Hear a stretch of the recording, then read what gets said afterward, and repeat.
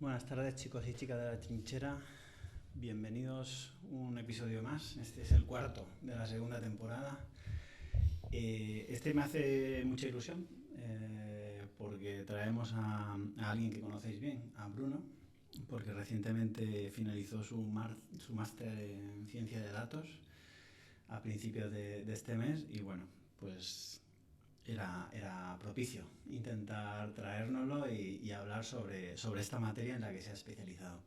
Con la temática de la arquitectura del software a la ciencia de datos. Bienvenido, Bruno, ¿cómo estás? Hola, ¿qué tal? Pues nada, ¿por dónde quieres empezar? Es que no conozco la dinámica del podcast. Venga, preséntate un poco, va, para que te conozcan un poquito más en profundidad. Venga, pues sí. A ver, pues mi nombre ya lo sabe todo el mundo, Bruno. A ver, muy breve sobre mi trayectoria, ¿vale? Yo hacía muchos años que empecé a trabajar en el ámbito de la informática y he pasado dentro de este ámbito por varias especializaciones, ¿vale? Yo al principio cuando empecé mi carrera como informático, por decirlo de alguna manera, estaba muy orientado a los sistemas, muy orientado al hardware, a los grandes servidores, a montar y configurar redes, etcétera. Poco a poco me fui introduciendo en el mundo del desarrollo, primero como programador, allí con distintos lenguajes, desde empezando con Visual Basic hasta muchos años con Java.net, hasta luego con lenguajes de programación como Node.js, TypeScript, Python, pues realmente cualquier lenguaje. Y con el tiempo me fui especializando hacia la arquitectura del software. Y luego, pues bueno, pues yo dedicarme a la ciencia de datos, pasarme a la ciencia de datos, pues ha sido un pasito más, que es pues, lo que vengo a hacer.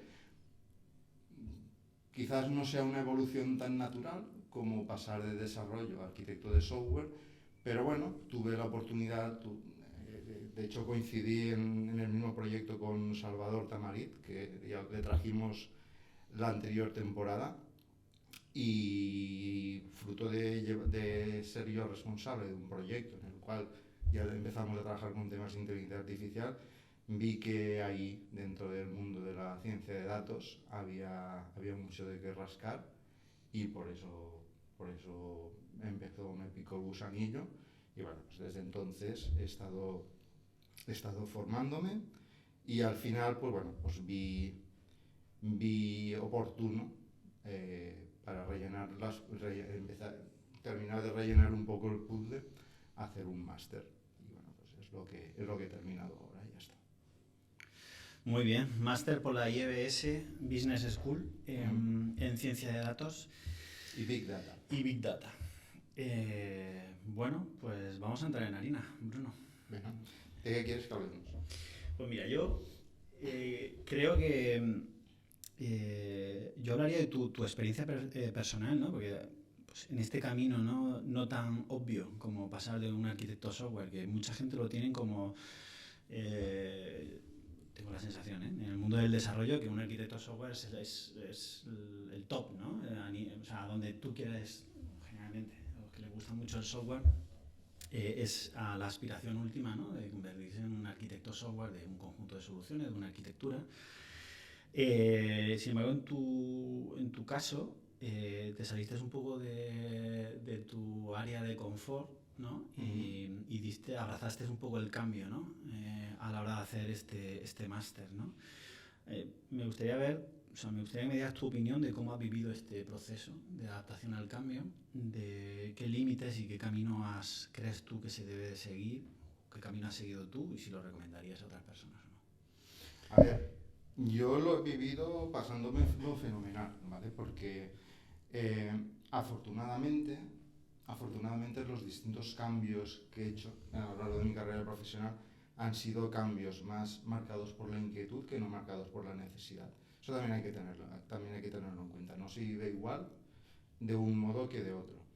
Eh, las distintas especialidades por las que he pasado, me hubiera podido pasar toda una vida en la misma especialidad. Una persona dedicándose a sistemas, tiene una trayectoria que luego puede derivar en temas, por ejemplo, en donde trabajaba yo me hubiera podido derivar perfectamente en temas de ciberseguridad, que hubiera sido un camino natural.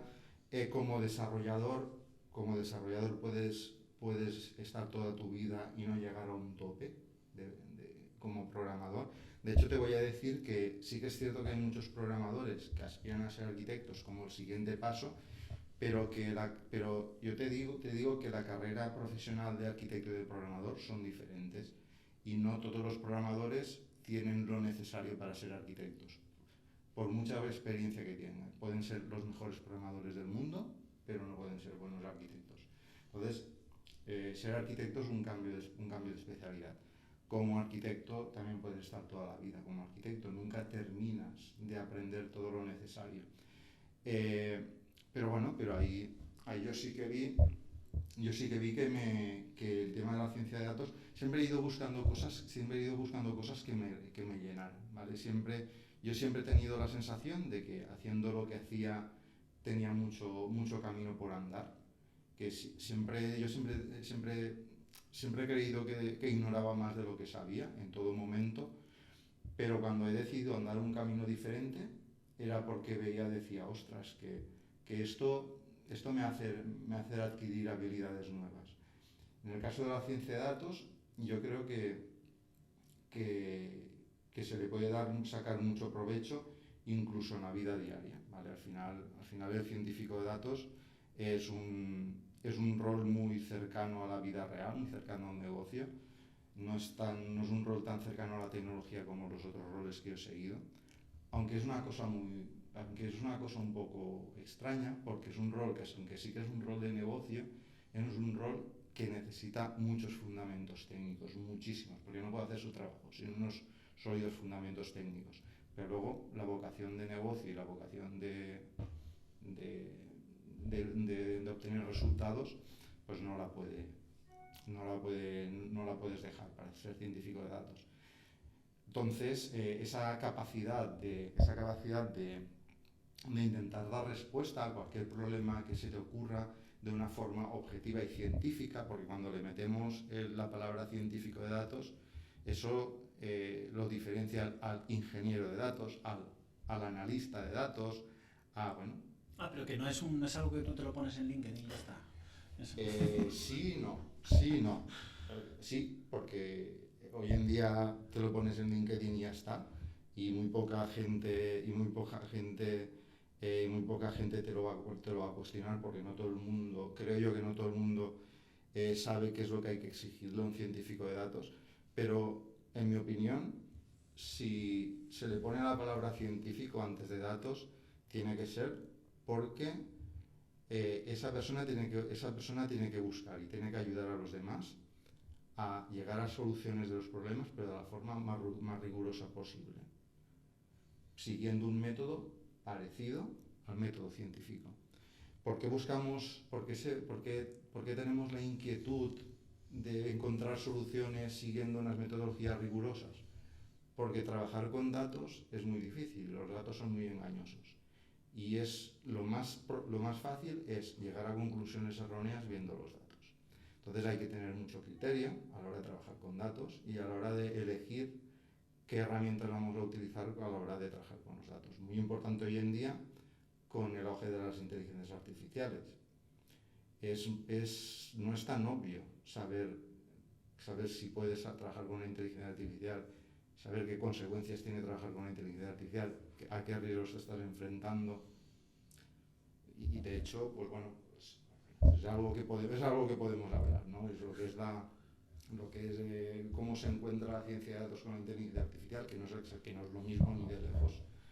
Pero bueno, ahí ya hablemos de lo que tú quieras.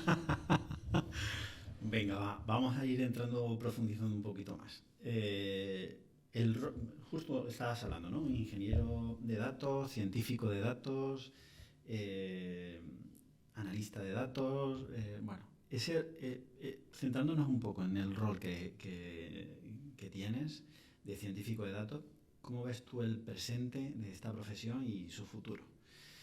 Y ¿qué consejos darías tú para que alguien se quisiera convertir en uno, ¿no? O sea, ¿qué pasos darías? ¿Es necesario tener un background fuerte a nivel de desarrollo de software? Sí, no. Vale, pues mira, vamos a dividir todos esos temas en varios. Vamos a ir brevemente un poco a la foto de cómo veo yo el presente y cómo veo el futuro. Y luego, si quieres, ya vemos si a alguien le quedan ganas de ser científico de datos, ver por dónde creo yo, porque al final todo esto es opinión, por dónde creo yo que podría ir. Esto es una maravilla, que no nos sponsorice ninguna empresa Es ni nos una condicione. maravilla. A ver, el mundo de la ciencia de datos hoy en día. Dos ideas tengo. La primera, hay que ser conscientes de que los proyectos de ciencia de datos, la mayoría de ellos, la gran mayoría, fracasan. Es decir, hoy en día trabajar en ciencia de datos es, por desgracia, trabajar en muchos proyectos que se van a ir al garete. Luego podemos ampliar las razones por las que los proyectos se van al garete, pero una realidad, eso se viene midiendo hace tiempo. Que aproximadamente el 80% de los proyectos de ciencia de datos fracasan. De hecho, yo creo que es tan preocupante este fracaso que, sinceramente, si no hubiera sido por esta irrupción de las inteligencias artificiales generativas, yo creo que hubiera habido un invierno de la ciencia de datos. Este fracaso hubiera llevado a una desilusión que hubiera hecho que las empresas no hubieran apostado. Ahora, con estas inteligencias artificiales que todo el mundo conocemos, se ha despertado la ilusión. Hoy en día, un científico de datos, ¿qué es lo que hace? Pues bueno, ese es el segundo punto que te quería decir, ¿vale? Y también eso me gustaría ligarlo luego con lo que te decía yo, si alguien quiere empezar con el científico de datos. Digo probablemente porque mi experiencia con mis compañeros de máster me han hecho ver eso, ¿vale? Probablemente la persona que quiera empezar en una carrera de científico de datos piensa que va a desarrollar temas de inteligencia artificial, para ser más concretos, modelos de aprendizaje automático. Cree que se va a orientar mucho ahí. Y hoy en día la realidad es que el trabajo del científico de datos es hacer mucho trabajo de ingeniería de datos y muy poquito trabajo de estas partes más molonas, por decirlo de alguna manera. Más molonas en principio, porque si me preguntas a mí, y además yo coincido con una opinión que dio Salva y en el mismo podcast, para mí la parte esa de hacer el machine learning es sumamente aburrida, ¿vale? Porque cuando no sabes, descubres como el truco que hay detrás de la magia, pero una vez sabes los trucos de la magia, dices, qué aburrido que es esto. En cambio, la parte de la ingeniería de datos da mucho más que sí, es muy aburrida. Y es mucho más divertida, perdón. El científico de datos se dedica mucho al tema de la ingeniería de datos. ¿En un futuro eso va a cambiar? Creo que no. En un futuro creo que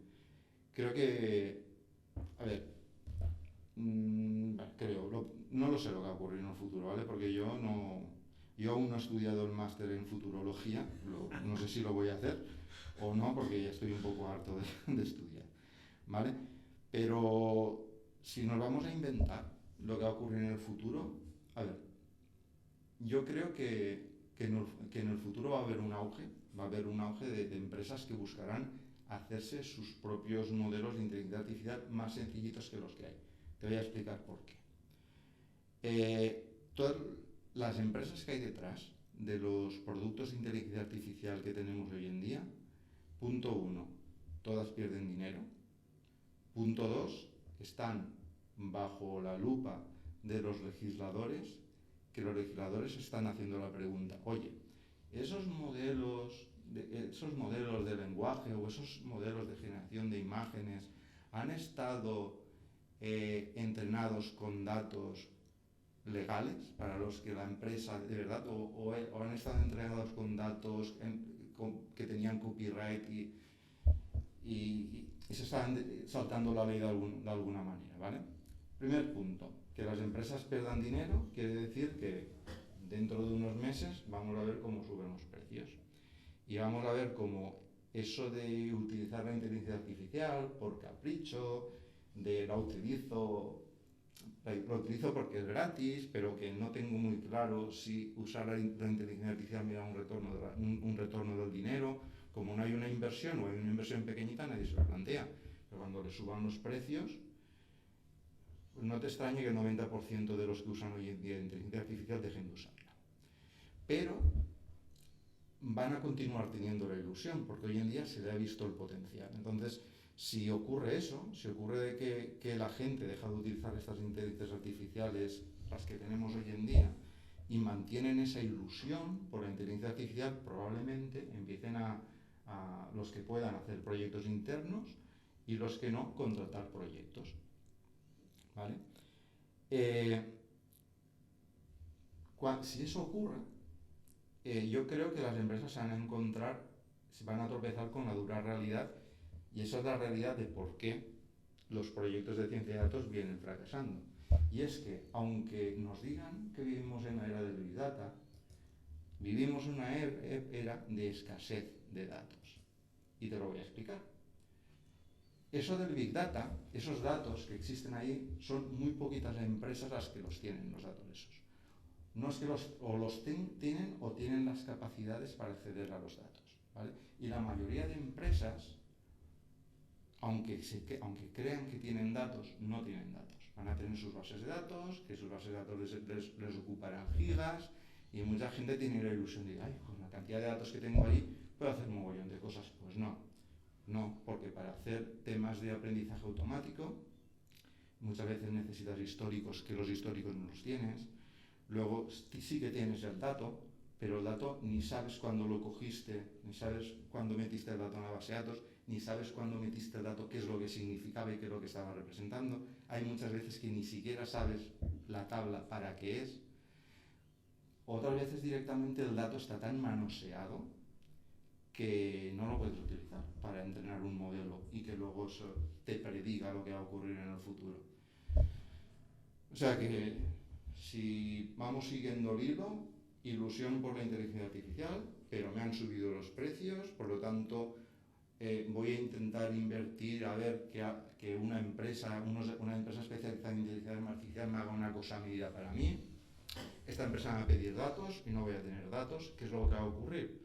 Pues yo creo que lo natural sería que hubiera una demanda en temas de arquitectura de datos. Es decir, cuando hablo de arquitectura de datos, hablo de que las empresas apuesten en la construcción de repositorios tipo Data Lake o tipo Data Lakehouse, y luego creo que también va a haber una gran demanda en todo lo que es el área del gobierno del dato. Con gobierno del dato me refiero a tener catalogados los datos que tienes y saber localizar el dato que necesitas en el momento que lo vas a necesitar, tener medida cuál es la calidad del dato, tener controlado quién puede acceder a los datos y todo lo que necesitas para que haya una protección de datos allí, y poder dar respuesta a la ley. Cuando alguien te diga, oye, que quiero que me des todos los datos que tú tienes sobre mí, esa plataforma de gobierno de datos tiene que ser capaz de hacer eso y todas estas cosas. Entonces, si las cosas ocurren, y esto que yo te digo puede ocurrir perfectamente en el próximo año, bueno, en los próximos 2 años, si las cosas ocurren allí, el que aspira a ser científico de datos debería ver eso como una oportunidad, y debería centrarse mucho, y debería aprender mucho todas las partes estas de arquitectura, ¿vale? Porque antes de poder hacer estas cosas chulas, de poder sacar valor de los datos, antes necesitas los datos. Entonces no sé si te sirve eso al futuro, pero yo lo veo así.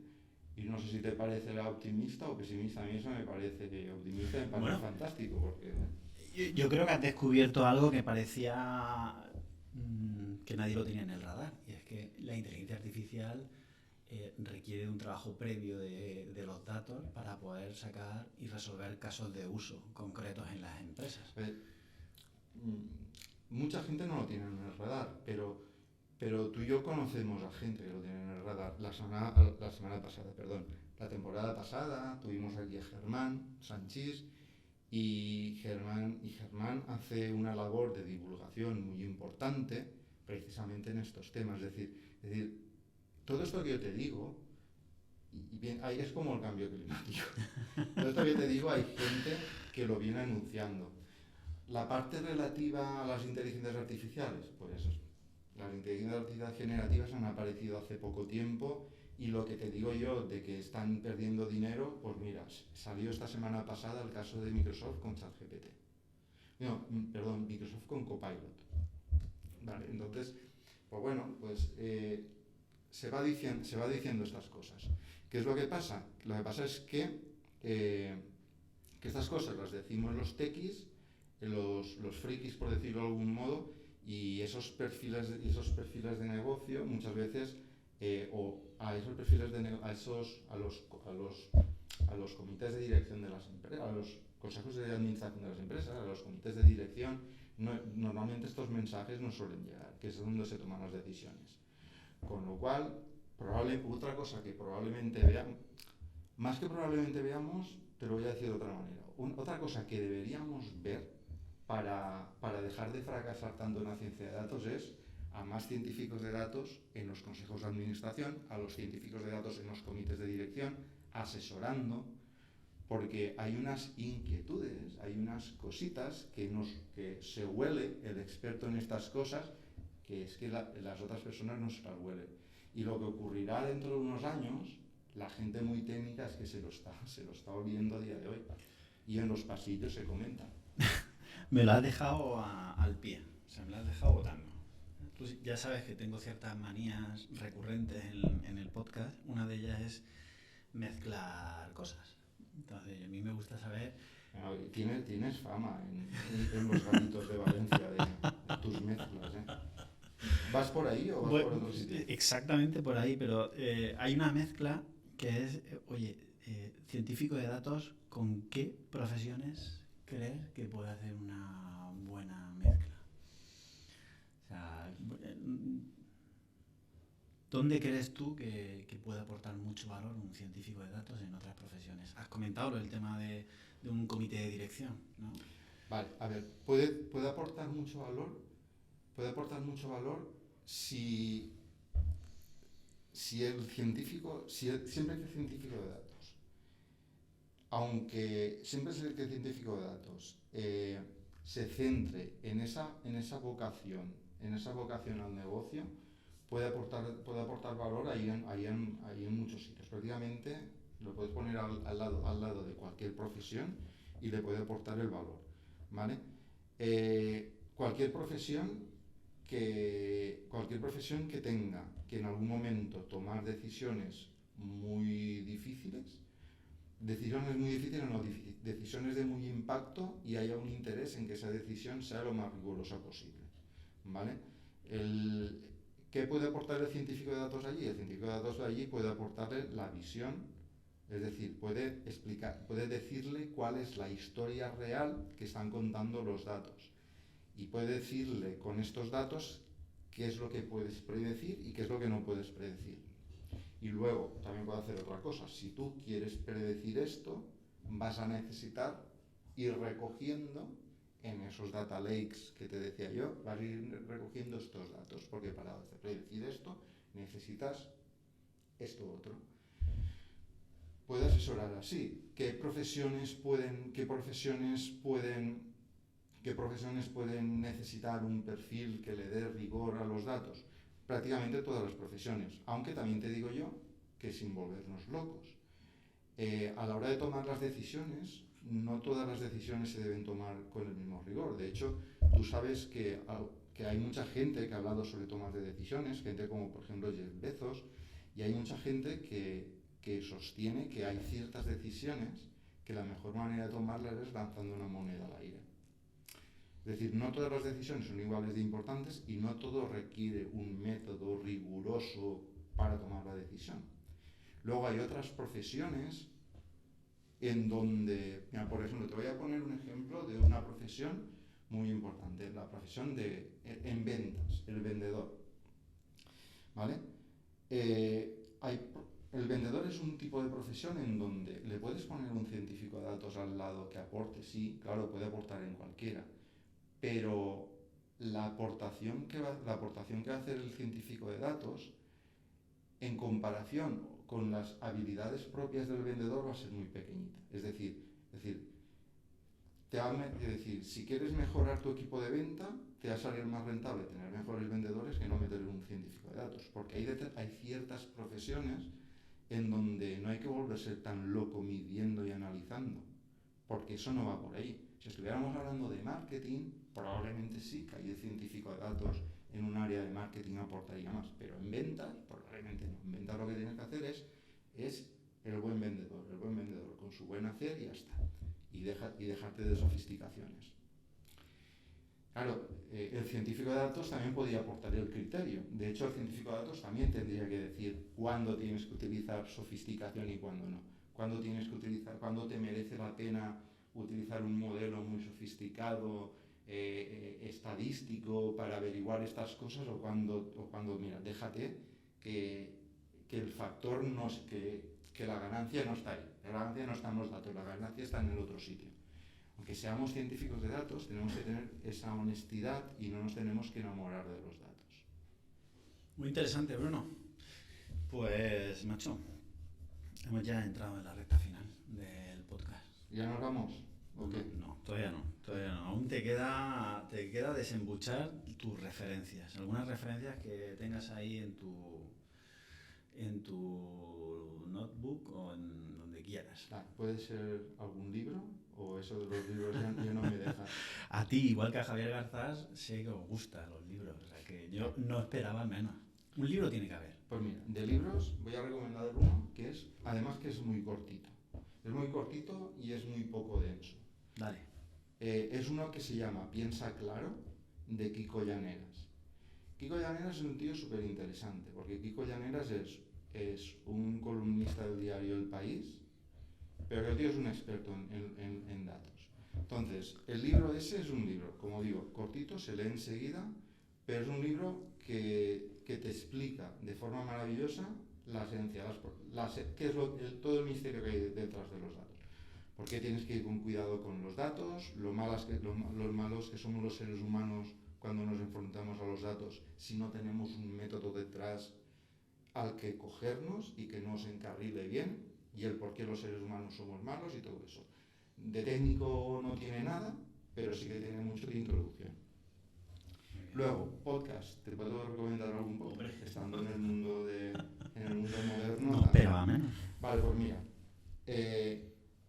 Interfaces de futuro. Ese es un podcast de precisamente el amigo Germán, del que hablábamos antes. Lo conozco.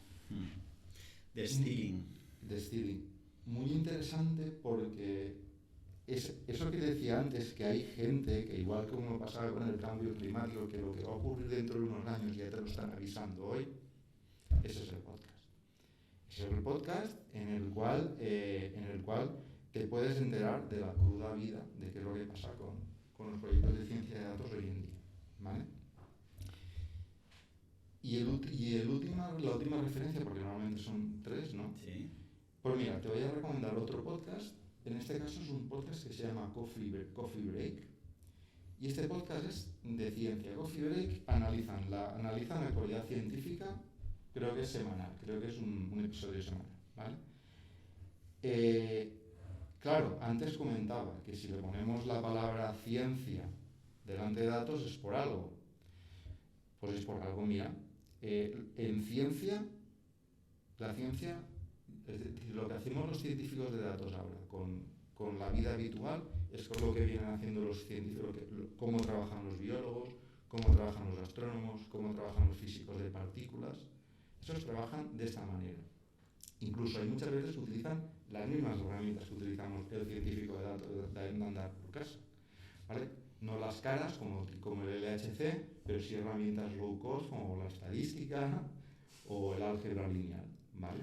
O el cálculo. Esas herramientas también las utilizamos nosotros, ¿vale? Entonces, de Coffee Break, ¿qué es lo que se puede aprender? Pues de Coffee Break no busquemos aprender cosas directamente de inteligencia artificial, aunque de vez en cuando analizan noticias de inteligencia artificial, pero escuchándoles hablar aprendes mucho cómo los científicos se plantean de forma crítica todo lo que ven. Analizan estudios, analizan papers y le sacan pegas.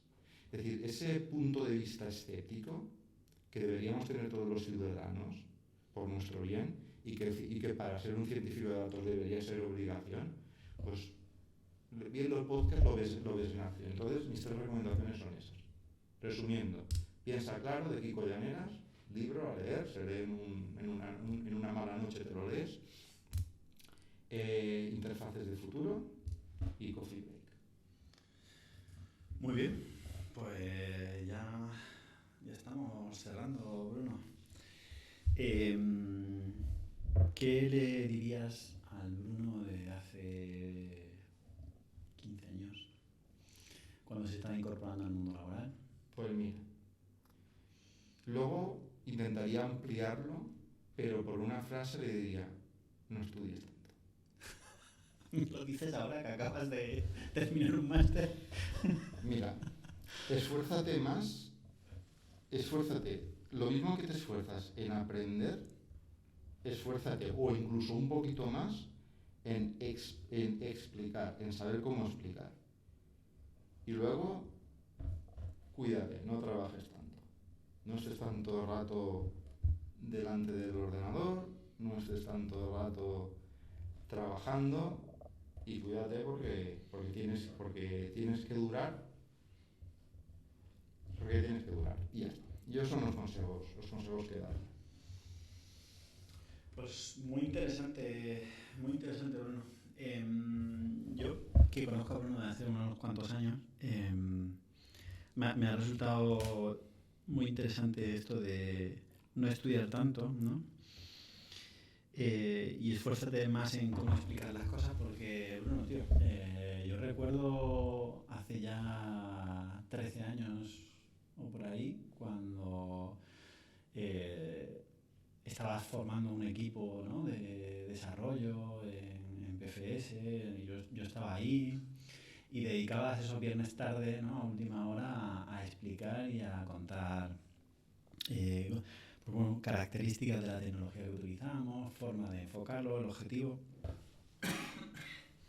Y siempre te he tenido en consideración de ser una de las personas que más hacía por contar las cosas y transmitir la información de una manera clara y honesta. O sea que y muy desinteresada, es decir, buscando siempre el crecimiento de los demás.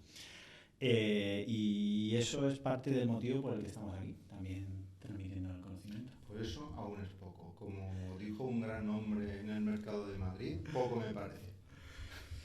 Muy bien, pues nada, hasta aquí, chicos y chicas de la trinchera.